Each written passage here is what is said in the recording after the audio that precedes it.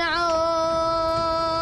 بي السجن، منعون بي اللي حدد بوابه، محروم شم الهوى يا بوي، محروم شم الهوى يا بوي، ومفارق احبابه. قل يا جناب من بلاط السجن قضي يا عالم قضي، قل يا سناري من ميت السطي صدي يا عالم صدي. بالله بالله يا خارجين من السجن قولوا لمي وخواتي حدين، ترى الموت والسجن سوا يابا يابا يا أمي. خلاص وقف. خلاص.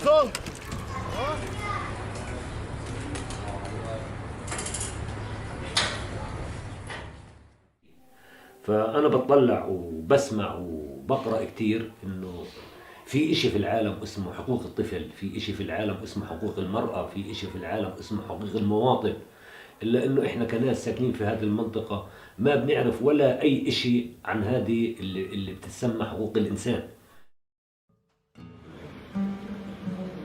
One of the cornerstones of the Israeli occupation is the military detention system.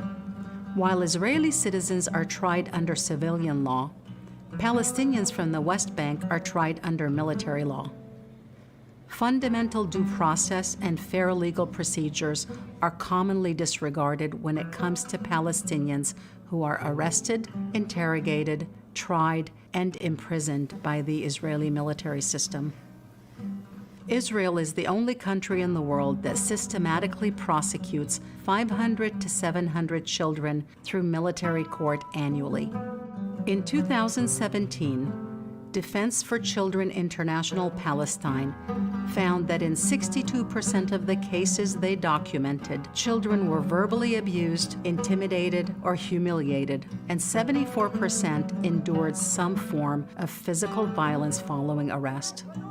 Even though Israel is signed onto the Convention on the Rights of the Child, when it comes to Palestinian children, not only are they unprotected, but they are often targeted by the Israeli military and political systems. Israel started developing their ways to targeting this group of the people, the young people. We saw lately how it has been increased the targeting of the Palestinian youth. They start like any, and this is after Oslo, they start to focus more on humiliating and trying to break the generation from the beginning, from when they are kids.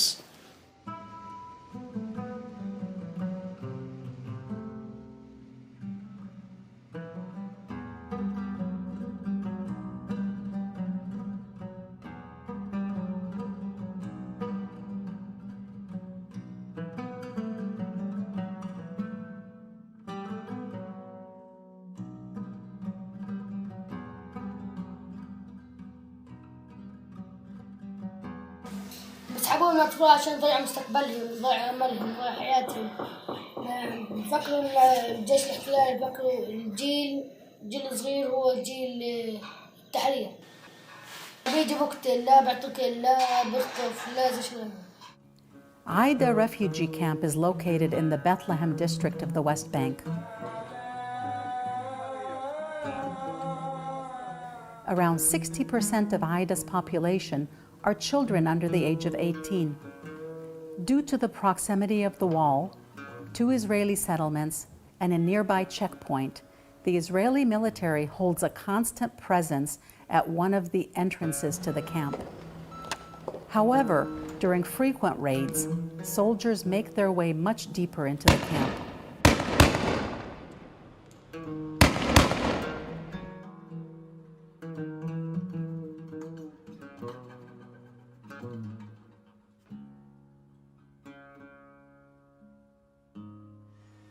أنا في المخيم هون، في مخيم عايدة، يعني منعيش يعني حياة السجن بحكم المخيم انه محيط بكل الجدران العسكرية، برج مراقبة.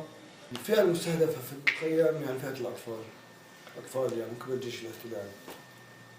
من جيل معتز أو كل أصحاب معتز، سواء تم اعتقالهم أو تم استهداف إطلاق النار عليهم ومقتل بعضهم. يعني المخيم موجود في مدارس، في مراكز للأطفال، في حديقة لاجئ، في ملعب لاجئ. الملاذ الوحيد للأطفال في المخيم كله، ما في منتزه بالمخيم إلا حديقة لاجئ. كونها حديقة أو مركز لاجئ تابع للأطفال، بيعنا شؤون الأطفال من ناحية الترفيه، فلكلور شعبي ومسرح وملعب فوتبول ومركز شباب عايدة للكشافة والنادي. ما في مجال للأطفال إلا يروحوا في المنطقة هذيك. بحكمها جنب كبة رحيل أو المعسكر بيتم استهدافهم كل يوم. إطلاق الرصاص عليهم، ملاحقة الأطفال، إطلاق قنابل الغاز عليهم بشكل يومي. بشكل يومي.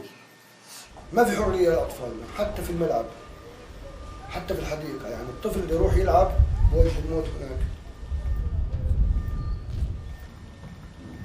كل يوم كل ما نصير نجي هون، كل ما على جيب يصير في جيش. حتى هان في جيش، هان في جيش، وهان في جيش.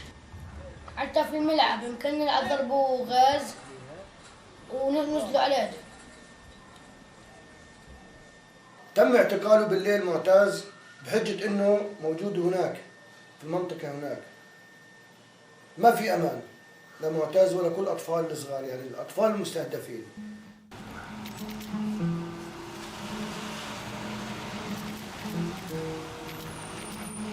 At the age of 13, Mu'taz was arrested in the middle of the night out of his home, followed by almost a month in an Israeli detention center.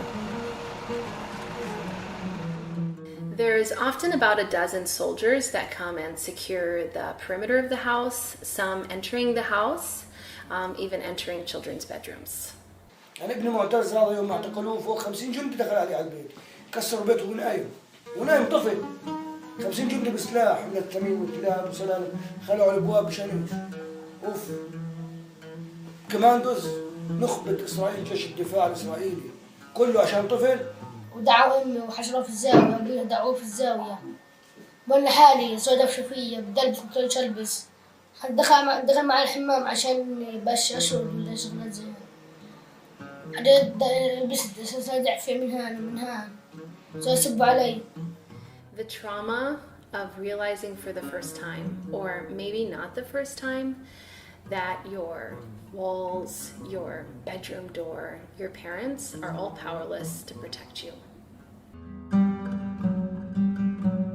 مش قادر انا احمي ابني، هو ابني في جوا البيت مش قادر احمي. انا يوم اعتقل المعتز حط السلاح على ستري، حاول يطلق النار علي اني امنعه. طفل تم اعتقال امنع جيش ياخذ ابني بسلاح.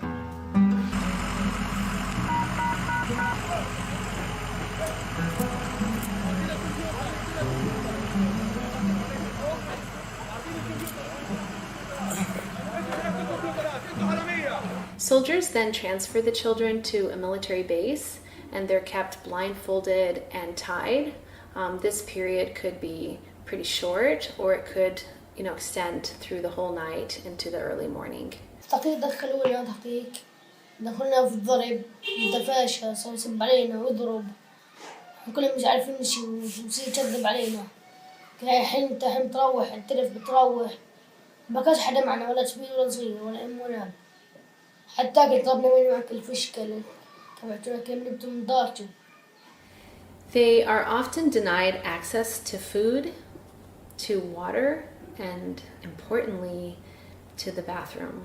And so you have this child who has been woken up, beaten, blindfolded, bound, and they're also hungry, thirsty, tired, and they can't use the bathroom.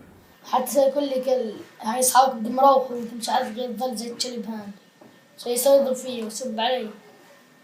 In a way, they want to terrify these kids, taking them to the jail, putting them in a very horrible and horrifying experience, getting them back and follow up this by attacking their homes once in a while to destroy them totally, because they want to destroy the resistance in these people, to create a defeated new generation.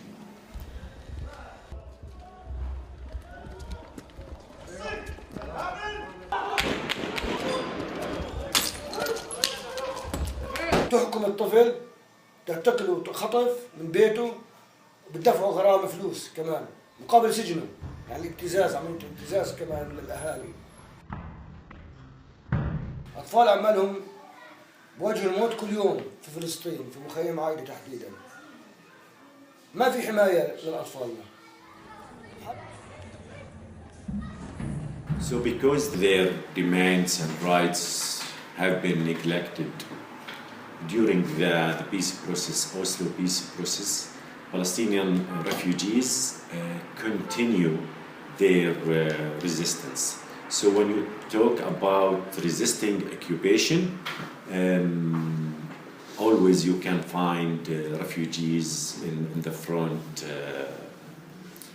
places in resisting occupation.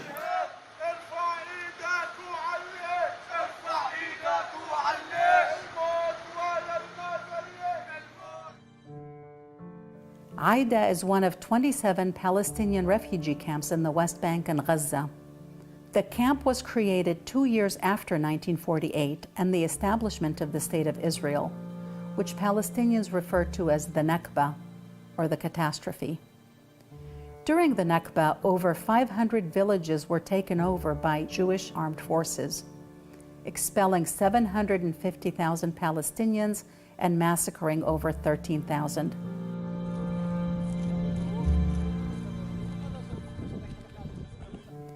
Today, in what is referred to as the ongoing Nakba, there are over 5 million registered Palestinian refugees living in the West Bank, in Gaza, in surrounding countries, and spread across the world. Not only are Palestinians in the diaspora barred from returning, but Israel continues to expel Palestinians from their homes in East Jerusalem and the West Bank, as the settler colonial project of the State of Israel continues to expand. One of the places where colonial expansion is most noticeable is in the Palestinian city of Hebron.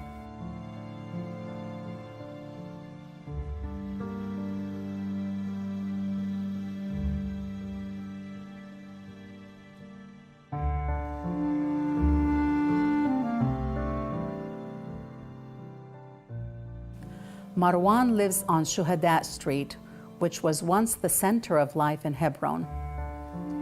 Today, it is a ghost town, with only a fraction of the families who once lived there having been able to remain in their homes due to the extremely dangerous and difficult living situation. تغيرش الوضع إلا تغير حل الاحتلال الإسرائيلي. إذا حل الاحتلال الإسرائيلي كل شيء بفلسطين بتغير.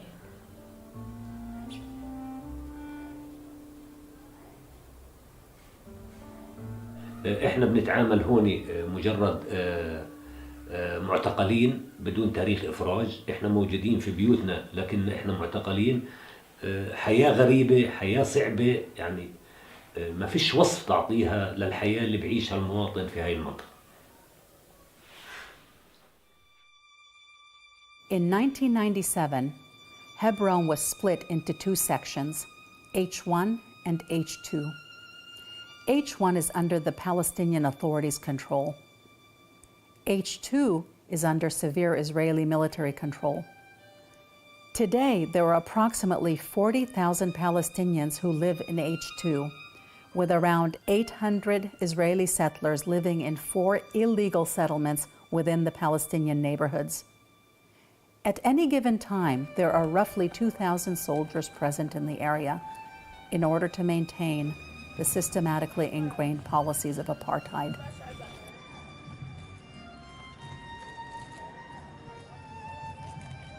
Marwan has lived his whole life on Shuhada Street under military lockdown, surrounded by soldiers, settlers, checkpoints, and barriers. Before Marwan was born, Baruch Goldstein, an Israeli-American settler, massacred 29 Palestinians praying in the Ibrahimi Mosque. The Israeli government used this as a pretext to tighten control of the area.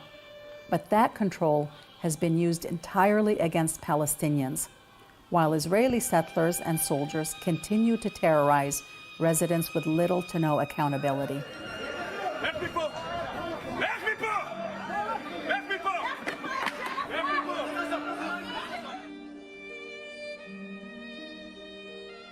To live here, it's not something easy. It means that you need to give up some of your very basic rights. Or you need to give up your freedom of leaving your house or coming to your house. I'm barely allowed to walk on the street. If I want to come to my house, I need to go through a metal detector. I'm not allowed even to bring my friends here because they're not registered on the checkpoint. All of the people who are living here, they're allowed to pass the checkpoint. They are on numbers. Each Palestinian who is living here, he has a number. If you are there with a number on the checkpoint, you are allowed to come in. If you don't, you simply are not allowed. On Shuhada Street, like I was born here, I grew up here, and I remember that I was going down Shuhada Street and come back with my bicycle when I was a little boy. And now I can't visit the neighborhood where I used to play in. You can't live and have a checkpoint, or you can't live in your house and have a watching military tower over your house.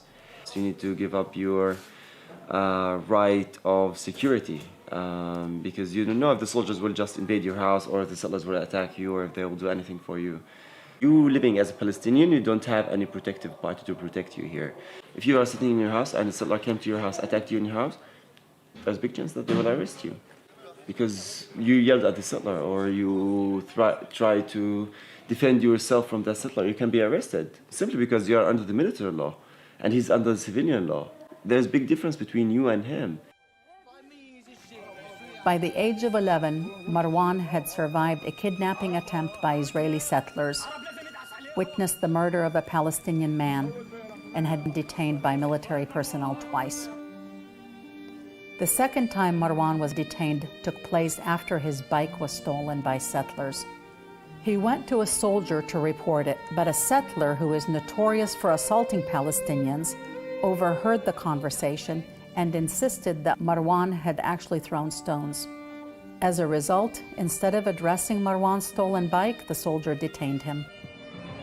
وكلبشونا ونزلونا في المعسكر هذا المعسكر اللي عنده بيوت وإعلام إسرائيل فقعدونا وكلبشونا كل نص ساعة كانوا يجي يسلخ الكرسي ويسبوا علينا فشافوا على الكاميرات إني ما صرختش حجار فبعد 4 أو 5 ساعات طلعوني وعطوني البسكليت وروحت. Many times we are talking about arbitrary arrests and also even arbitrary releases, from detention, which shows that arrests are many times only a form of intimidation, threats, getting information from the detainees, when people are just simply arrested for a couple of days and then released.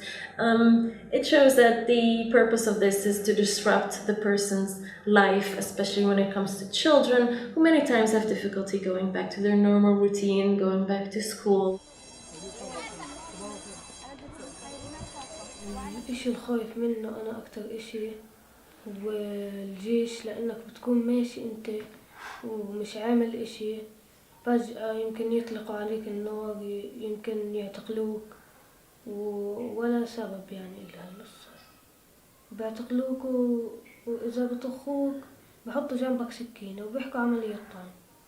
الحدث وشاف طبعا إحنا في المنطقة هذه في العام الماضي استشهد كثير من شباب الشعب الفلسطيني في هذه المنطقة اللي هي شارع الشهداء وتل رميدي وأطفالنا وأولادنا وبناتنا ونسواننا وكمان إحنا نشوف كيف بتم إعدام الفلسطيني وكيف بتم وضع السكينة على جنب الفلسطيني. وبالطبع كان في إعدام الشهيد فضل القواسمة على باب البيت عندي بالضبط، وأطفالي شافوا فضل القواسمة قبل ما يتم إعدامه، يعني شافوا المستوطنين، وبالطبع فضل القواسمة اللي إعداموه المستوطنين شافوا المستوطنين وهم بيغلطوا على فضل القواسمة، ومن ثم كيف تم إطلاق النار عليه، ومن ثم كيف أجت ضابط الجيش الإسرائيلي والجيش الإسرائيلي والجندي ناول السكينة للضابط والضابط حط السكينة على جنب الشهيد فضل القواسم. هذا الحكي شافوه أطفالنا بعينيهم يعني.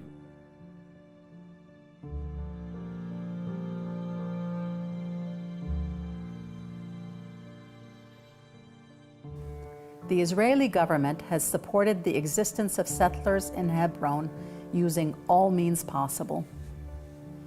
These settlers exercise almost full immunity while harassing, assaulting, and even killing Palestinian residents.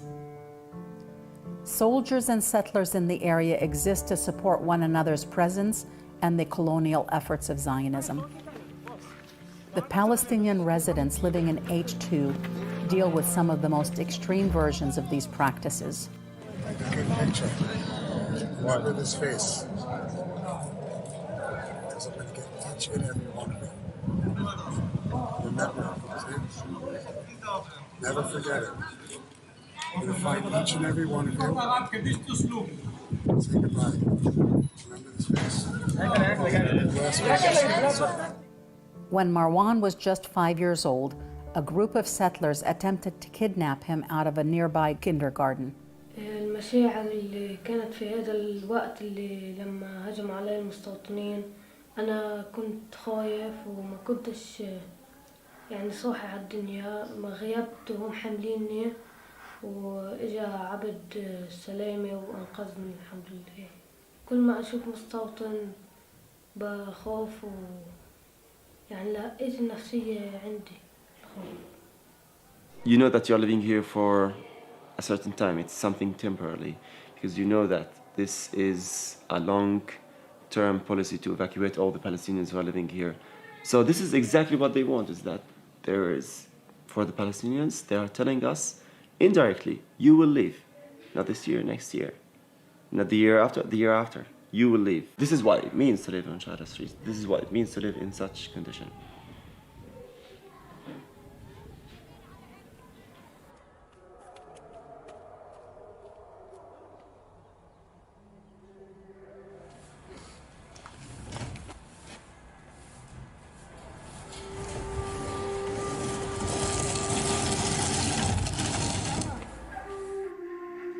The situation in Hebron is unique within the West Bank, but apartheid policies across the area are not. Since the mid-1990s, the West Bank has been split into what is called Area A, B, and C. Area A is administered by the Palestinian Authority. Most Palestinian cities fall within this area. Area B is shared administration between the Palestinian Authority and the Israeli government. There are severe limitations for residents in Area B that do not exist in Area A. The remainder, 60% of the West Bank, is Area C, which is entirely under Israeli control. Area C houses the over 200 Israeli settlements that have been established or are in process of development. As of July of 2018, the Israeli Knesset passed the Jewish National State Law. Among other colonizing aspects of the law, it claims that the state sees developing Jewish settlement as a national interest and will take steps to encourage, advance, and implement this interest. Another component of apartheid in the West Bank is the separation wall, which many refer to as the apartheid wall for its impact on segregating Palestinians from Israelis, and its debilitating impact on Palestinian movement, economy, and access to land. 85% of the wall is built within the internationally recognized borders of the West Bank, swallowing up large areas of Palestinian land and ensuring long-term plans for settlement expansion. Due to the path of the wall and the destruction to Palestinian communities as a result of its development, it was deemed illegal by the International Court of Justice. However, building has continued. When the remaining 35% is completed, it will be a total of 440 miles long and annex 10% of the West Bank into Israel. Besides the apartheid wall, which bars access into Jerusalem and Israel, There are many barriers deep within the West Bank that also contribute to controlling Palestinian movement. Over 90 checkpoints are spread across the West Bank.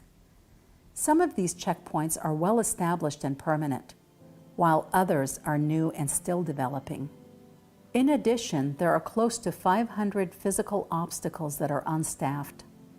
Among these are concrete blocks and dirt mounds, which force Palestinians traveling in vehicles to take long and often difficult routes in order to reach their destinations.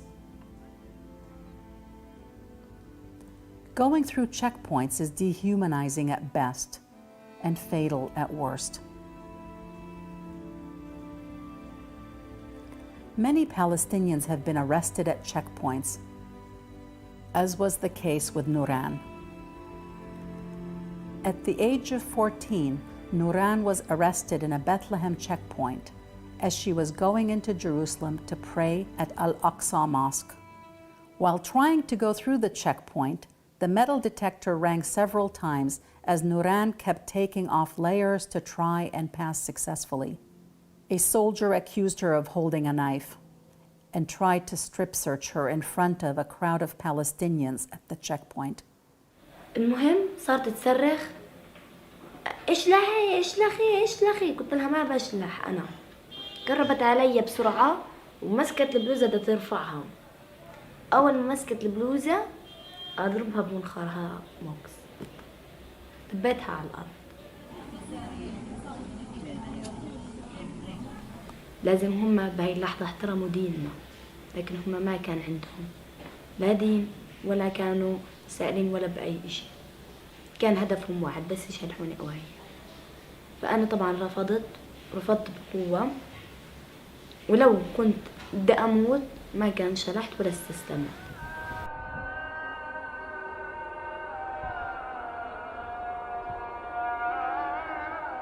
فأجى علي فجأة هيك أنا وقعت على الأرض، فجأة ما لقيت غير كل إسرائيل فوق راسي. لقيت قناص من فوق جندي ماسك لي سلاح وحطه في راسي. أنا طبعا في هاي اللحظة من الصدمة صرت أضحك، إيش بصير؟ فتوقعت إني أنا راح أموت. دخلت على غرفة الشباك الإسرائيلي، طلعوا هدول الجنود كان مارق. أنا فكرت واحد زلمة فلسطيني، زلمة هيك مارق من الممر، طلع يهودي هو ضابط إسرائيلي. مارق بحكي لي أهلا مين ضيفتنا هون؟ طلعت هيك أطلع بحكي هذا لابس مدني، لابس قميص، لابس بنطلون جينز، يعني هم الضباط بيلبسوا، ضباط الجنود بيلبسوا بدلات عسكرية. فأنا بحكي له أنت بتحكي عربي، احكي معي مين أنت؟ أنا بحكي له فتح الباب ودخل وسكر الباب. بحكي لي أنا كابتن. بحكي لي أنت عرفتني؟ بحكي له من وين دا أعرفك أنت؟ من وين دا أعرفك أنت إسرائيلي؟ أنا بحكي لي أوكي أنا ضابط إسرائيلي بس أنت من بيت لحم؟ بحكي له بحكي له تعرف مخيم دهيشة؟ بحكي له أكيد مخيم دهيشة عندنا ببيت لحم. حكى لي أنا كل يوم بدخل على مخيم دهيشة، مش عارفيتني؟ أنا بحكي له استنى أنت كابتن نضال؟ قال لي كابتن نضال. Captain Nidal, Israeli commander responsible for Bethlehem area, and he usually comes with the Israeli forces to arrest people or to search houses here in refugee camps. And it was reported many times, for example in Asia, that he threatened families, threatened youth and teenagers that he will make them disabled.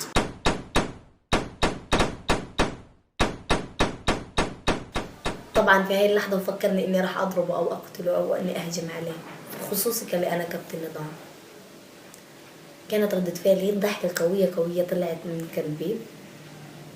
قلت له أنت كابتن نضال كل يوم تدخل وبتصوبي الشباب وتطخهم برجليهم؟ قال لي أنا ما بحب أطخهم، ما بحب أخليكم تروحوا عند ربنا، بحب أخليكم تعذب موتوا من وجع رجليكم. قلت له طب أنت مفكر حالك إنه بهاي الحركات أنت بترهبنا؟ قال لي هيو عشان ما تعرفوا تمشوا. قلت له طيب بس أنت طخ برجلينا، إحنا راح نكون على العكازات. قال لي وبكسر العكازات. قلت له بنتكتف على بعض. Interrogation inherently violates the child's rights because of that the parents and lawyers cannot be present, and that means that the interrogators also use intimidation, threats, sometimes physical pressure or violence, which could amount to torture, especially when we're talking about children. مسكني من كتافي هيك ورماني على الأرض. أنا صرت أصرخ شو عملت؟ شو بتسوي؟ ضربتني. ممنوع هو يضرب، يعني أنا قاصر عمري تحت 18 سنة.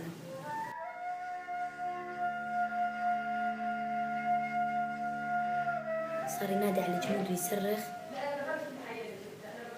تاخدوها، ما بزبط معها هون تضل في الشباك، خدوها على المسكوبية. المسكوبية هو عبارة عن مركز تحقيق، أكبر مركز تحقيق في إسرائيل. هذا يعني بعذبوا فيه، والنفسي أقوى من الجسدي.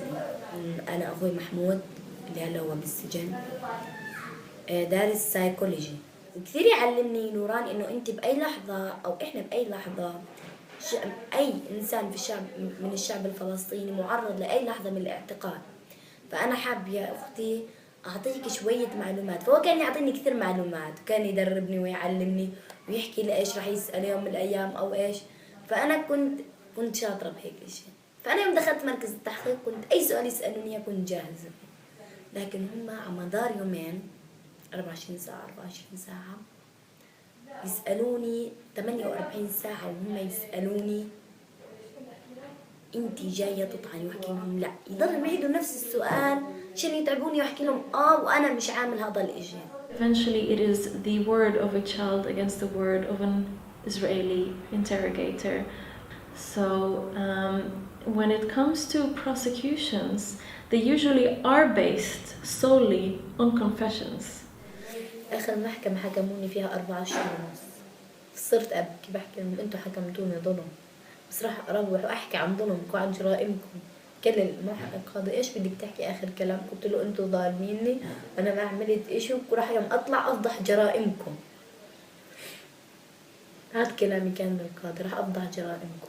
Violations continues through trial as Israeli military court tries these children. We are talking about a military judge, military prosecution, prosecuting civilian Palestinian children, which, as far as I know, does not happen anywhere else around the world. هي السجن، بالفعل هي السجن. لما تكون قاعد في حديد مكلبش، ما تنامي، بس تضلك قاعدة هيك 9 ساعات، تضلك قاعدة هيك، الدنيا مطر ورعد وسقعة. لكن كنت أضل أسمي بسم الله بسم الله، أضل أسبح. فانخنقت كتير، كيف أنا هلا بدي أبعد عن أهلي، كيف بدي أبعد عن أمي، أنا مش متعود أنام غير جنب أمي. بعرف الكل يعني شيء عن الاشتياق للأهل. فأنا بدي أطلب من كل إنسان يحس في أطفال فلسطين. بدي كل ضمير إنسان يتحرك ويعرف إيش هو معاناة الأطفال الفلسطينيين.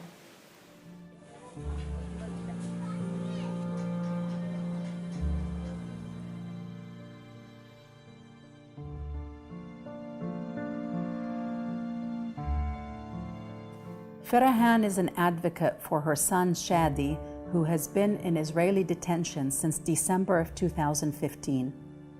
when he was arrested at the age of 12 in Jerusalem. A group of Israelis called police to investigate Shadi and his 13-year-old friend on suspicion of being Palestinian.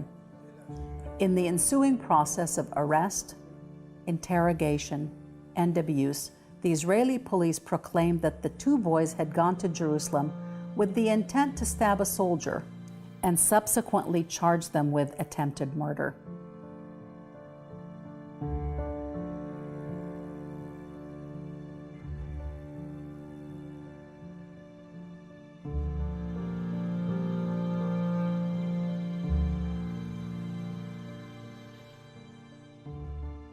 أنا بستغرب إنه كيف يعني طفل زي هذا أنتوا توجهوا له تهمة محاولة قتل. وإحنا من جهتنا شفنا السي دي لما كان موجود على المحطة إنه ما كان بإيده إشي لما اعتقلوه. من وين إجت السكين اللي هو بيدعوا إنه كان معاه سكين؟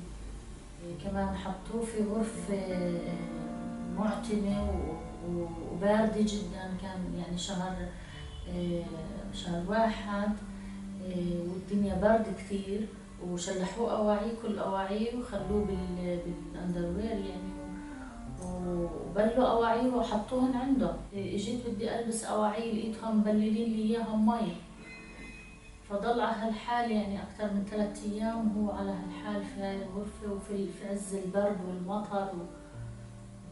All of these experiences prime the child to confess.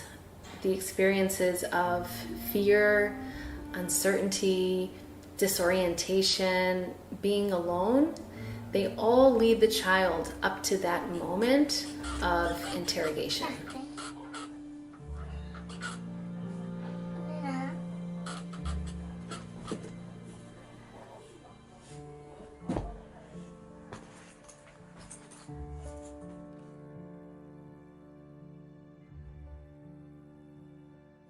طبعا التحقيق معه كان حسب ما حكى لي شادي وحسب ما احنا شفنا يعني انه مارسوا ضده شكل من اشكال العنف الجسدي واللفظي والنفسي. يعني كانوا بالتحقيق كان يقول لي انهم ماما كانوا يغلطوا علي يصيبوا علي الفاظ بذيئه يعني.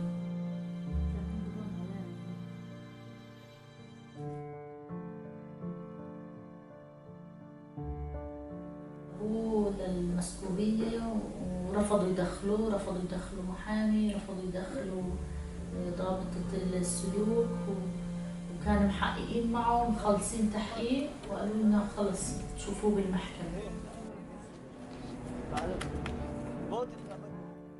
Because of Israel's illegal annexation of East Jerusalem, Palestinian children living in East Jerusalem are under Israeli civil law, not military law.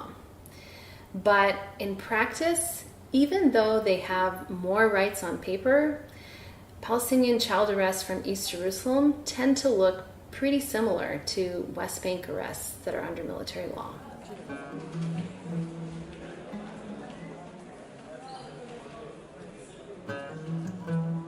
ثاني يوم كان في له محكمة بعد التحقيق، تهمة زي ما وجهوا له تهمة محاولة القتل. طبعا احنا اعترضنا والمحامي اعترض انه ما في قتل لانه ما في عمليا محاولة قتل. عرضوا انه ينزلوها لمحاولة جرح. طبعا احنا رفضنا محاولة قتل ولا جرح لانه ما في لا محاولة جرح ولا محاولة قتل.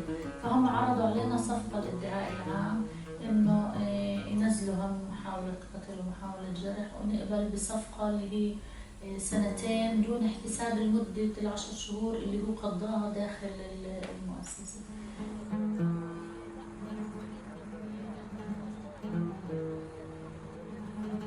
When it comes to Palestinian children who are living in the occupied territories, Israel do not care about its obligations under international human rights conventions. Even the Israeli military court system, it's not to maintain justice, but to control the civilian population who are living in the occupied Palestinian territory. كان كثير متوتر، أحس متوتر، يعني ألاحظ حركات إيديه، ألاحظ حركات عينيه، حركات في عنده توتر. كنت أمسك إيده، يعني يكون قاعد بيحكي معي وكتير يعني ظاهر عليه التوتر، أمسك إيديه أحاول أهديه، يعني أحس إنه في عنده غضب داخلي، إنه هو حاسس بالظلم، إنه أنا ليش هون ماما؟ كان دائما هذا السؤال اللي يسألني إياه، إنه ليش أنا بعدني لهلا هون؟ ليش هون؟ طب أنا ما عملتش إشي، يعني المفروض أنا روحت، كان يقولوا ماما بدي أروح تاني يوم وأنا لهلا ليش هون؟ الزيارات المفروض هي كل أسبوع زيارة، إحنا لنا 9 شهور بنزور. طبعاً بتواجهني مشكلة في الزيارة إنه أنا بحمل هوية طفل وأبوه هوية إسرائيلية، يعني لازم أعمل تصريح لما بدي أروح أزوره. أحياناً بنقطع عنه فترة طويلة، يعني في إحدى المرات انقطعت عنه 3 شهور قبل ما شفته. The Israeli government has created 3 separate forms of identification: Israeli citizens, Jerusalem ID holders, and West Bank or Gaza ID holders. Which identification card you hold determines your access to movement, services, and participation in political systems. All Israeli citizens are given the right to vote in Israeli elections. Israeli citizens who are Jewish can live anywhere in Israel and in 60% of the occupied West Bank. Jewish Israelis have full rights in Israel, but for the 20% of Israeli citizens who are Palestinian by descent, there are over 50 Israeli laws discriminating against them on the basis of ethnicity, language, and religion. Palestinians with Israeli citizenship are also barred by admissions committees from living in 68% of towns in Israel. Jerusalem ID holders are Palestinians who are granted permanent residency to live in their own city, but are not granted citizenship. Jerusalemites have access to most parts of the country, but if they live outside of the boundaries of the city, their residency status may be revoked. Their access to services are more limited than to those with Israeli citizenship. And with this status, they can vote in municipal, but not in national Israeli elections. West Bank ID holders can live only in 40% of the West Bank, and the nearly 2 million Palestinians with Gaza ID are living in what is considered an open-air prison, with almost no movement permitted in or out. Palestinians in the West Bank have limited access to basic services, and for those in Gaza, adequate services are essentially non-existent. Although West Bank and Gaza ID holders can vote in Palestinian elections, they are given no voice in the governmental system that occupies them. While Israel describes itself as a Jewish and democratic state, this neglects the fact that almost 5 million Palestinians in Gaza and the West Bank, including East Jerusalem, are subject to Israeli laws and policies which they have no power to change. Shadi's family lives in Kafr Aqab, a town which falls within the municipal boundary of East Jerusalem, but is cut off from the city because of the apartheid wall and surrounding checkpoints. Anwar, Shadi's father, holds a Jerusalem ID. He has to cross a checkpoint to enter into the rest of Jerusalem from Kafr Aqab. Ferahan, who's a West Bank ID holder, has to go through the additional process of applying for a permit even to pass through these same checkpoints into Jerusalem. Because Shadi's held in a detention center in Israel, Ferahan's ability to see him is dependent upon being granted a permit. Transferring Palestinian detainees out of the occupied territories is illegal under international law, as specified in the 4th Geneva Convention. And yet, almost 60% of Palestinian detainees are transferred into Israeli prisons outside of the West Bank.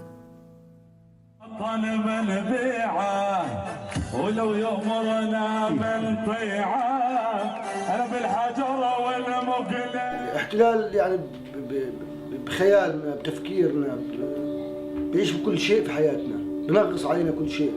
أنا كيف بدي أقنع ابني هذا مستقبل أو أوفر له مستقبل وأمان في ظل واقع في سجن، ابني عايش بسجن عايش. كيف بدي اقنع ابني بالسلام مع اسرائيل واسرائيل عماله تقتل في ابني؟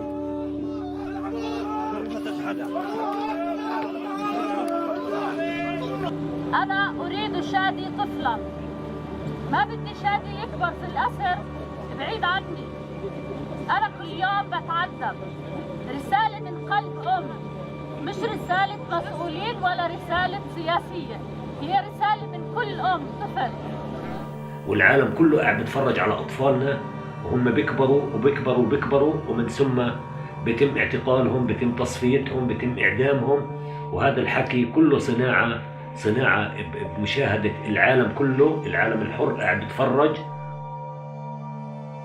يعني لو هم طلعوني من السجن ما زلت بين حيطان السجن، طالما البنات هدول أطفال، طالما خواتي في السجن. بس أنا بحكي من باب السجن ما بتسكر عليكم ولا بتسكر على حدا، وراح تطلعوا.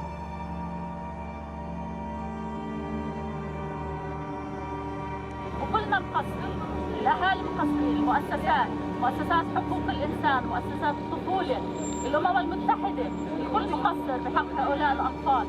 أتمنى إنه رسالتي تكون وصلت.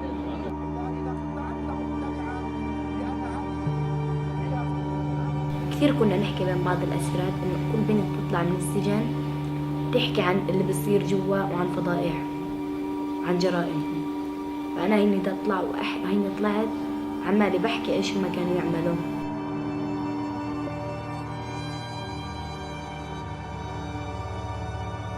What do the world want from us? I can't tell them whatever they want from us. We know what we want. We want our freedom. We will continue resistance until we get our freedom. We are not slaves, and we will not be the slaves of the 21st century.